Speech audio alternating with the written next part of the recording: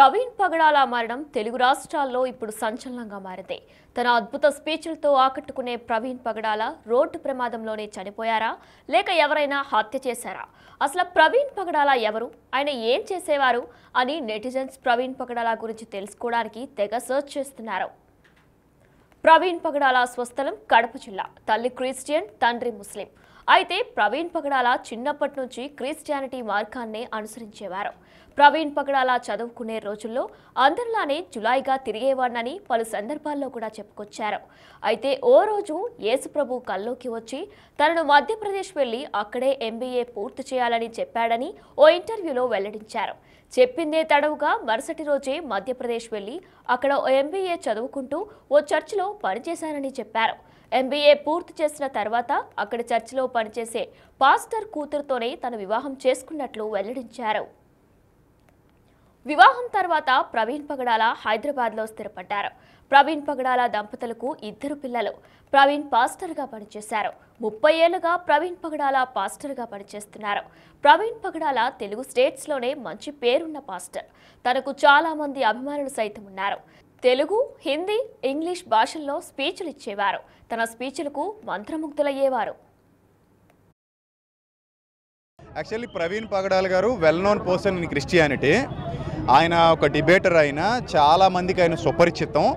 So ఆయన చేసినటువంటి బోధలు కానివ్వండి, ఆయన చేసినటువంటి డిబేట్స్ కానివ్వండి, ఆయన రాసినటువంటి పుస్తకాలు కానివ్వండి, ప్రసంగాలు కానివ్వండి, క్రైస్తవ లోకానికి అంతటికీ సుపరిచితమైనవి. ఈరోజు ఉదయం ఏ టైంలో జరిగిందో మాకు తెలీదు. దివాన్ చెరువు హైవేలో 4th బ్రిడ్జ్ దగ్గర ఆయన రోడ్డు పక్కన అనుమానాస్పద స్థితిలో మృతి చెంది ఉన్నారు ఒక బైక్ మీద. ఆ బైక్ కూడా ఆయిందే.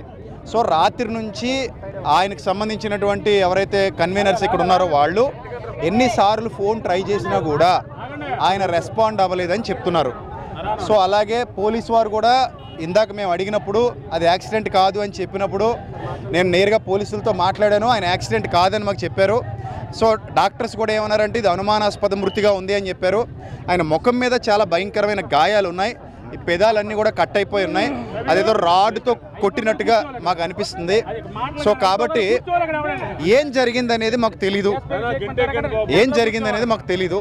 సో ప్రభుత్వం కానివ్వండి, పోలీసు వారు కానివ్వండి, చట్టం కానివ్వండి, సమగ్రమైన విచారణ జరిపి ఆయన మృతి వెనుకున్న కోణాలు మంచిగా సమగ్రంగా దర్యాప్తు చేసి అసలు ఆ మృతి ఎలా జరిగింది అనేది క్రైస్తవ సమాజానికి తెలియజేయాలని మేమందరం కోరుతున్నాం.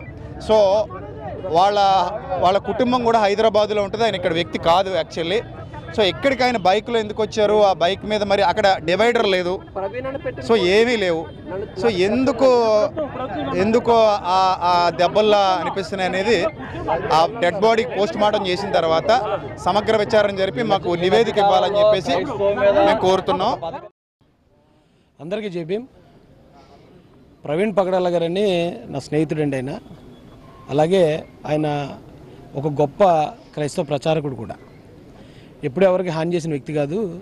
ఆయన సడన్గా చనిపోయారు, అది అనుమానాస్పదంగా అని చెప్పి నాకు తెలియడంతో నేను వెంటనే ఇక్కడ రాజమండ్రి గవర్నమెంట్ హాస్పిటల్కి రావడం జరిగింది. నేను ఇక్కడికి వచ్చిన తర్వాత పరిస్థితి చూసి నేను ఇప్పుడు లోకేష్ గారు కలెక్టరల్ కాన్ఫరెన్స్లో ఉన్నారండి. సానా సతీష్ గారి దృష్టికి తీసుకెళ్ళాను. అలాగే ఇక్కడ స్థానిక ఎమ్మెల్యే గారు వాసు గారి దగ్గర కూడా ఈ విషయాన్ని తీసుకెళ్తున్నాను. రాజమండ్రి SP గారి దృష్టికి కూడా తీసుకెళ్తాం.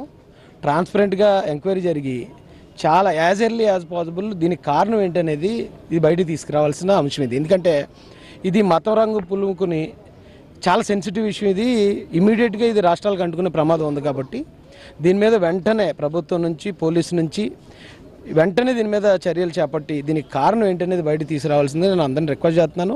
నేను అలాగే ఇప్పుడు వెళ్ళి ఎమ్మెల్యే గారితో మాట్లాడతాను, SP గారితో కూడా మాట్లాడతాను. ఇప్పుడు ఆ యాక్సిడెంట్ స్పాట్ ఎక్కడైతే యాక్సిడెంట్ అని కొంతమంది అంటున్నారు, ఇన్సిడెంట్ అని కొంతమంది అంటున్నారు. ఇది ఎప్పుడు జరిగిందో కూడా తెలియని పరిస్థితి అంటున్నారు. ఒకసారి అక్కడికి వెళ్ళి ఆ సిచ్యువేషన్ కూడా నేను ఒకసారి పరిశీలించి పోలీసు వారి దృష్టికి కూడా తీసుకెళ్ళి దీని మీద ఇమ్మీడియట్గా దీనికి సంబంధించిన నిజానిజాలు ఏంటో బయటికి వచ్చే విధంగా నేను ప్రయత్నిస్తాను. అలాగే ఇక్కడ ఉన్న పెద్దలు, క్రైస్తవ పెద్దలు చాలామంది ఉన్నారు, వారి ప్రయత్నాలు వారు చేస్తున్నారు. ఏదేమైనా ఒక గొప్ప వ్యక్తిని ఈ రోజున క్రైస్తవ సమాజం కోల్పోయింది. ఎందుకంటే క్రైస్తవ సమాజం కోసం ఎవరితోటి ఏ విధమైన విరోధాలు లేకుండా ఆయన చాలా బాగా పనిచేసిన విధానంగానే ఆయన సొంత డబ్బులు, ఆయన ఒక సాఫ్ట్వేర్ కంపెనీలు ఉన్నాయండి ఆయనకి. ఆయన సొంతంగా సాఫ్ట్వేర్ కంపెనీలు పెట్టుకుని దాని మీద వచ్చే ఆదాయంతో చాలామందికి సహాయం చేసిన వ్యక్తి, చాలామందికి సహాయం చేశాడు. బైబిల్స్ అంటే బైబిల్స్ ఇస్తాడు, చదువుకోకపోతే ఫీజులు కడతాడు, ఎవరికైనా ఏదైనా ఇబ్బంది ఉంది నేను బతకలేకపోతున్నానన్న అంటే వ్యాపారాలు పెట్టించాడు. ఆ ప్రవీణ్ పగడాల గారు ఇలా సడన్గా అయిపోవడం అనేది నిజంగా మా నాన్నగారు చనిపోయారు. నేను మొట్టమొదటి బయటికి రావడం ఇదే విషయం తెలిసిన వెంటనే నేను ఇక్కడికి రావడం జరిగిందండి. దీని మీద మాత్రం ఖచ్చితంగా చివరి వరకు నేను ఖచ్చితంగా అందుబాటులో ఉంటాను.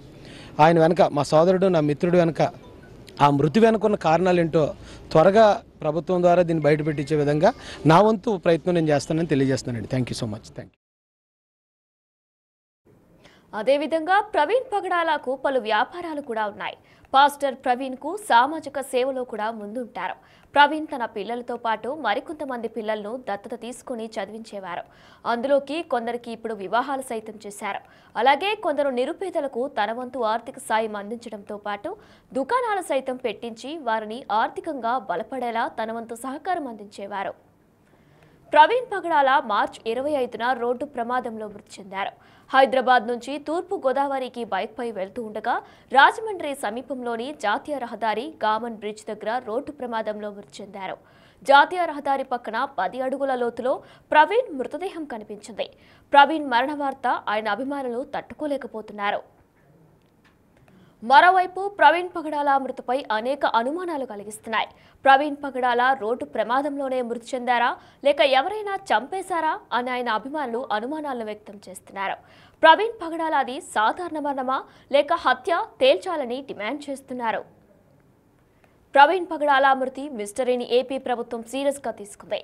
ప్రవీణ్ పగడాలది హత్య లేక సాధారణ మరణమా తేల్చాలని సీఎం చంద్రబాబు పోలీసు ఉన్నతాధికారులను ఆదేశించారు. మేడం మీరు చెప్పండి, అసలు ప్రవీణ్ గారి మరణం గురించి మీరేం స్పందిస్తారు? మరణం గురించి అంటే కేవలం మేడం మత వివక్షతలు ఇక్కడ అంటే క్రైస్తవ్యాన్ని గురించి ఎవరైతే అంటే మత విద్వాంసులు కావచ్చు, వేదాంత పండితులు కావచ్చు. మేడం మీరు చెప్పండి, అసలు ప్రవీణ్ గారి మరణం గురించి మీరేం స్పందిస్తారు? మరణం గురించి అంటే కేవలం మేడం మత వివక్షతలు ఇక్కడ అంటే క్రైస్తవ్యాన్ని గురించి ఎవరైతే అంటే మత విద్వాంసులు కావచ్చు, వేదాంత పండితులు కావచ్చు. మరి క్రైస్తవం అసలు ఎందుకు వచ్చింది, క్రైస్తవంలోకి ఎందుకు వెళ్తున్నారంటే కుల వ్యవస్థ, కులం, మతం అనేది ఏవైతే బ్రాహ్మణ కులాలు అంటే ఆనాడు ఏదైతే అప్పటి కాలంలో కేవలం బ్రాహ్మణులకు మాత్రమే చదువు అనేది అలవరించబడింది అనేది సామెత మనకు తెలిసిన ప్రకారంగా. కానీ బ్రిటిష్ ప్రభుత్వం వీళ్ళు ఇంగ్లీష్ వాళ్ళు ఇక్కడ వచ్చి క్రైస్తవాన్ని చేస్తున్నారంటే మరి ఆ ఇంగ్లీష్ వాళ్ళు లేకపోతే ఇప్పుడు చదువు అనేది ఉండకపోయేది కదా. ఇప్పుడున్న పెద్దవాళ్ళంతా కూడా మంచి మంచి మిషనరీ స్కూల్స్లో వాళ్ళు ఆదరిస్తే చదువుకొని ఇప్పుడు వాళ్ళనే తిరగబడడం ఎంతవరకు కరెక్ట్ సమాజంలో. ఇంకోటి, ఏ క్రైస్తవుడు కూడా హిందూ మీద కానీ ముస్లిం మీద కానీ ఏనాడు కూడా ఎటువంటి వివక్ష చూపించలేదు. ఇప్పుడు మరి అట్లాంటి వివక్షత క్రైస్తవుల మీద ఎందుకు? మేము కూడా మీలో ఒకరిమే కదా, మేము ఎక్కడి నుండో వచ్చి ఎక్కడో పుట్టి ఇక్కడికి రాలేదు. అట్లాంటిది క్రైస్తవం ఒక అంటే వేరే వాళ్ళకి చెందిన వాళ్ళు వీళ్ళు క్రాస్ బీడు అది అన్నట్టుగా ఎందుకు మాటలు? అసలు క్రైస్తవుల మీద ఇదంతా నిషేధం ఎందుకు వేర్పాటు చేస్తున్నారు?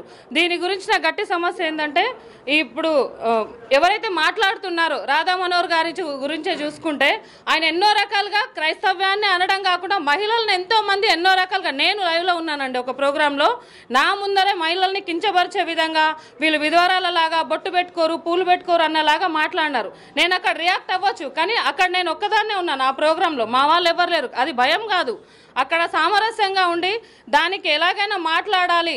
అదేవిధంగా ఇప్పుడున్న సమాజం మరి అతనికి ఏంటి, మరి అతను ఎందుకు మా వాళ్ళు తిరుగుబాటు చేయలేకపోగా మరి ఇప్పుడుంటున్న మత పెద్దలు మత బోధకులు ఎవరైతే పేరుగాంచిన వాళ్ళు ఉన్నారో అది ఇరు ప్రక్కల ఇరు రాష్ట్రాలు ఆంధ్రప్రదేశ్లో కావచ్చు మన తెలంగాణ రాష్ట్రంలో కావచ్చు అసలు క్రిస్టియన్స్ బోధకులు ఉన్నంత అంటే బెనిఫిట్లో కావచ్చు పెద్దలుగా అది డబ్బులో అయినా సరే పేరులో కావచ్చు పరపతిలో కావచ్చు అంటే మెంబర్స్లో కావచ్చు క్రౌడ్ పీపుల్గా వాళ్ళు ఒక మాట చెప్తే లక్షలాది మంది కదులుతారు. మరి అట్లాంటి వాళ్ళకి గవర్నమెంట్లతో అటు గవర్నమెంట్ కావచ్చు ఇటు తెలంగాణ గవర్నమెంట్కి కావచ్చు సత్సంబాలు ఉన్నాయి. మరి వీళ్ళు గవర్నమెంట్ని అదే గవర్నమెంట్ని ఆ సీఎంలను కావచ్చు ప్రభుత్వ మినిస్టర్స్ని కావచ్చు అందులో ఉన్న వీళ్ళు మత బోధకులే కాకుండా మినిస్టర్స్ ఎవరైతే క్రైస్తవ పెద్దలుగా ఎవరైతే పేరుగాంచి ఉన్న వాళ్ళు ఎందుకు నోరు తెరవట్లేదు వీటిపైన?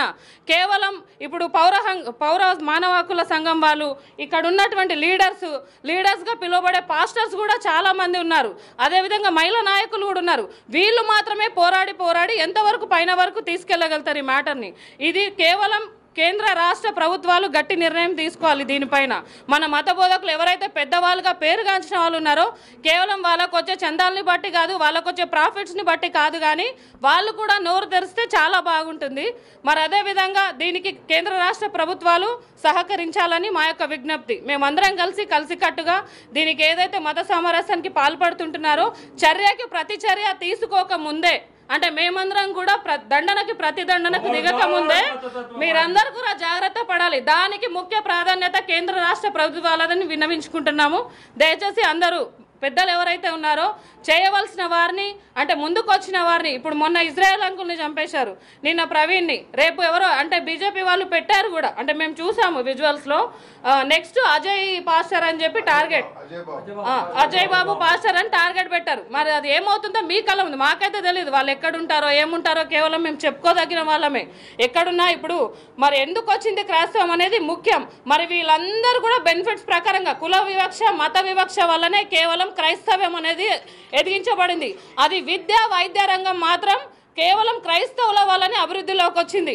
ఎంతోమంది ఇప్పుడు ఎస్సీ ఎస్టీ దళిత కులాలను చూసుకుంటే వాళ్ళందరూ కూడా అంటే మీరు దూరం చేయడం వల్లనే కదా, అగ్ర కులాలు వీళ్ళని కుల వివక్షత చూపించడం వల్ల వాళ్ళు క్రైస్తవంలోకి వాళ్ళు ఆదరించబడడం వల్లనే వాళ్ళు బయటకు వచ్చారు. మరి మీరు చేసిందే కదా ఇదంతా కూడా, మేము చేసుకున్నదైతే కాదు. అందుకు దీనికి కేంద్ర రాష్ట్ర ప్రభుత్వాలు మరి మా మత బోధకులు పెద్దలు ఎవరైతే ఉన్నారో వాళ్ళందరూ కూడా ముందుకొచ్చి దయచేసి ఖండించాల్సిందిగా కోరుకుంటాం. ఇన్ని రోజులు ఉన్నట్టుగా ఒకవేళ చర్యకి మీరు ప్రతి చర్య తీసుకోకపోతే మా వంతుగా దండనకి ప్రతిదండన గురి కాకూడదని కూడా మేము అంటే ఖబర్దార్గా చెప్తున్నాము. ఎందుకంటే ఇన్ని రోజులు ఉన్నలాగా ఏ రోజులు లేవు. ఈ మీడియా ఏదైతే ఉందో అది మంచి చెడు, చెడును మంచి, మంచిని చెడుగా కూడా చూపించే విధానం ఉండి ఉంటుంది. దానికి దేశద్రోహులుగా అంటే వాళ్ళ మతానికి గురి కాకుండా అంటే ఎవరు కూడా బలవంతంగా తేవడారండి. అంత తెలివి తక్కువ వాళ్ళు ఇప్పుడు అసలుకే లేరు. వాళ్ళ రాజకీయ కుట్రలకు గాను, వాళ్ళకి డబ్బుకు గాను, ఇంకా దేనికో గాను ప్రలోభాలకు గురి చేసి ఎవరిని కూడా ఉద్వేగాలకు పాల్పడకుండా సమన్వయం పాటించి దీనికి తగిన చర్య తీసుకోవాలని కోరుకుంటున్నాం. యాక్సిడెంట్ అయితే ఏ విధంగా కొంచెం చిన్న గుంత ఉంది, అది ఆ గుంతలో పడిపోతే చావరు. ఎందుకంటే ఆల్రెడీ 1 month నుంచి పాస్టర్ గారు చెప్తున్నారు నాకు థ్రెడ్ ఉంది అని. ఇక్కడ ఇవన్నీ చెంపలు ఇవన్నీ పగిలిపోయినాయి. పెద్దగా రాడ్తో కొట్టిరని తెలుస్తుంది, మాకు ఈజీగా తెలుస్తుంది. దీనికి అంతా డైవర్ట్ చేసి ఈ విధంగా చేయడం చాలా తప్పు అని ఏపీ గవర్నమెంట్తో మేము సీరియస్గా ఏపీ ప్రభుత్వంతో రిక్వెస్ట్ చేస్తున్నాం. ఈ ప్రాపర్గా ఇన్వెస్ట్ చేయాలి, ఎవరున్నా దానికి చేయాలి. ఆంధ్రప్రదేశ్లో ఒక పంది తిరుగుతుంది రాధా మనోహర్ దాస్ ముఖ్సులో. రాధా మనోహర్ దాస్ ఎటువంటి వ్యక్తి అంటే మా క్రిస్టియన్ మహిళ పైన ఎంతో విధంగా చెడు వ్యాఖ్యలు చేస్తాడు, దేవుని పైన చెడు వ్యాఖ్యలు చేస్తారు. ఖబర్దార్ రాధా మనోహర్ దాస్, ఇప్పటిదాకా సాగింది ఇప్పుడు సాగదు.